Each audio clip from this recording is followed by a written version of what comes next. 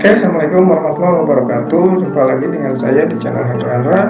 Pada kesempatan ini saya akan menyampaikan materi sejarah peminatan kelas 12, yaitu tentang transportasi, teknologi transportasi. Oke, kita mulai saja dengan membaca basmalah. Bismillahirrahmanirrahim.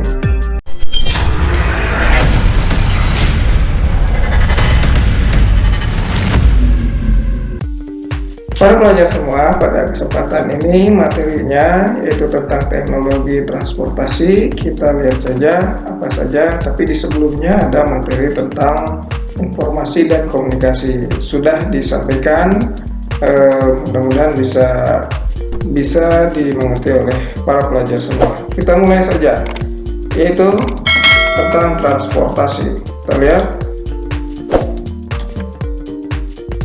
Oke. Di bab 2 ini, perkembangan teknologi era globalisasi, dampak bagi kehidupan manusia. Dampaknya apa? Itu sudah dibahas kemarin. Kita masuk ke materi-materi yang akan dibahas sekarang. Sebelumnya ada teknologi luar angkasa, ada teknologi persenjataan, ada teknologi informasi dan komunikasi, ditambah dengan pada saat ini kita akan membahas tentang teknologi transportasi. Oke, kita mulai saja. Nah, kita lihat. Kita mulai perkembangan transportasi, perkembangan teknologi transportasi. Perkembangan teknologi transportasi untuk kehidupan manusia ini alat untuk menempuh jarak yang kita inginkan. Dulu di zaman sebelum adanya alat untuk mempercepat pergerakan, kita hanya menggunakan manual, itu menggunakan jalan kaki saja. Kita lihat transportasi air yang pertama. Transportasi air, pada pelajar semua mungkin sudah pada tahu, ini kaitannya dengan kapal atau perahu. Kapal atau perahu ini menjadi alat transportasi di air atau di laut atau di sungai dan sebagainya. Itu kapal dan perahu. Kita lihat saja, pertama kali ditemukannya itu oleh bangsa Mesir, ini perahu. Terus juga penemuan ditambah dengan penemuan mesin uap dan diesel pada masa revolusi industri, ini menyebabkan perkembangan proses pembuatan teknologi transportasi. Oke, nah bagaimana transportasi yang ada di Indonesia? Ini transportasi air khususnya. Nah, transportasi air yang ada di Indonesia, dulu di Indonesia terkenal dengan perahu cadiknya. Perahu cadik itu perahu yang mempunyai tangkai di sebelah kanan dan kiri untuk menahan gelombang air supaya ada keseimbangan. Ini dilihat dari gambar ya. Salah satu bukti perkembangan teknologi transportasi air di Indonesia itu ada relief lapisan batu-batuan yang ada di Candi Borobudur. Ini gambarnya. Nah, semakin berkembang pada masa kolonial Belanda, pada masa ini kapal-kapal bertenaga mesin memenuhi pelabuhan-pelabuhan besar di Indonesia. Itu ditemukannya mesin uap. Mesin uap ditemukan oleh James Watt, ya, sehingga ada mesin penggerak untuk menggerakkan segala macam benda. Dan dilanjutkan di sini, perkembangan transportasi air ini semakin mempererat koneksivitas antar pulau, yaitu perahu.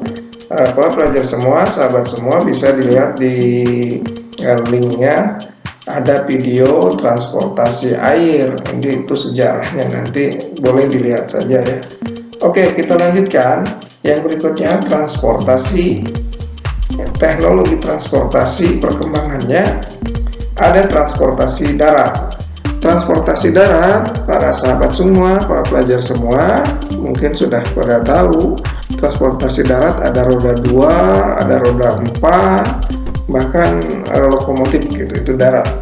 Dan ini menurut sejarah dimulai ya, penemuan roda ini, alat transportasi darat ditemukannya roda oleh bangsa Sumeria, itu sekitar tahun 4000 sebelum Masehi. Ini ditemukan roda, alat untuk menjalankan benda. Oke, kita lanjutkan. Pada masa revolusi industri ini semakin berkembang, ditemukannya mobil-mobil kendaraan roda 4, motor, dan lain sebagainya. Nah, ini ada video tentang Nicholas Churchill yang menemukan mobil uap. Nanti kita lihat ya videonya di channel kita, ada videonya nanti Mas yang akan lihat penemuan mobil pertama di tahun 1777. Nicholas Churchill menemukan mobil uap. Oke, nah ini ada mobil standar mobil dulu gitu ya, mobil dulu. Ini memasuki abad ke-19. Henry Dupont ini membuat mobil yang sangat sederhana tapi ini antik, menggunakan roda 4. Oke. Yang menciptakan mobil yang lebih modern lagi yang bernama Ford Model T. Nah ini mobilnya. Nah, untuk mengetahui tentang mobil uap, lihat saja nanti di videonya, video channel Hendra, yaitu penemuan mobil awal. Nah, sarana dan prasarana kereta api juga berkembang pada abad ke-20 sampai ke-21 ya, sampai perkembangan sekarang. Lokomotif perkembangannya itu juga ada di video, silahkan para pelajar semua dilihat linknya juga. Ada video transportasi darat. Oke, perkembangan transportasi darat di Indonesia, khususnya ini pemerintahan kolonial Belanda, ini mempengaruhi perkembangan transportasi darat di Indonesia. Nah, perkembangan ini tidak lepas dari kegiatan industri yang dilakukan oleh pemerintah kolonial Belanda. Ada lokomotif, kereta api ini dibuat untuk mengangkat atau mengangkut bahan-bahan gitu, bahan dasar untuk diproduksi. Oke, para sahabat semua, para pelajar semua, kita lanjut kepada transportasi satu lagi. Teknologi transportasi ini bisa kita, sahabat semua, para pelajar semua bisa dilihat ini transportasi, disebutnya transportasi apa? Transportasi udara. Transportasi udara atau ini alat ya yang mengangkut manusia atau apa saja bisa berterbangan gitu ke udara. Nah, penemuannya berawal dari balon udara sekitar tahun 1783. Adanya transportasi udara. Nah, ini ditemukannya juga pesawat terbang. Siapa yang menemukannya? Ini dua orang bersaudara atau kembar bisa disebut, Wilbur Wright dan Oliver. Dia menciptakan pesawat terbang pertama kali pada tahun 1903. Menurut informasi sejarah bahwa ini awal mulanya hanya bisa terbang beberapa kilo saja, 1 kilo. Dia tidak kuat, diperbaiki lagi sampai 10 kilo bisa terbang. Wilbur dan Oliver. Nah, ini perkembangan transportasi udara juga dipengaruhi oleh dunia militer ketika terjadinya perang, ada perang dunia ke-1, ke-2. Nah, ini pesawat ini ditemukan pada tahun 1903. Di masa-masanya bangsa-bangsa Eropa menggali teknologi. Terus berikutnya, perkembangan teknologi penerbangan di Indonesia ini berawal dari upaya Nurtanio, Pringgotisuryo, dan Wiweko Supomo. Beliau merakit pesawat terbang. Terus Nurtanio juga kemudian mendirikan industri penerbangan yang bernama Lembaga Persiapan Industri Penerbangan atau LAPIP. Nah, lembaga ini menjadi cikal bakal PT Dirgantara Indonesia. Nah, para pelajar semua, para sobat semua, ini materi secara umum tentang penemuan teknologi transportasi. Ada transportasi laut atau air, transportasi darat, dan transportasi udara. Nah, para sahabat semua, para pelajar semua, boleh dilihat di linknya video-video tentang teknologi, perkembangan teknologi seperti ditemukannya mobil, ditemukannya lokomotif, dan ditemukannya pesawat terbang. Oke, para pelajar semua, Yang terakhir, dampak dari teknologi transportasi.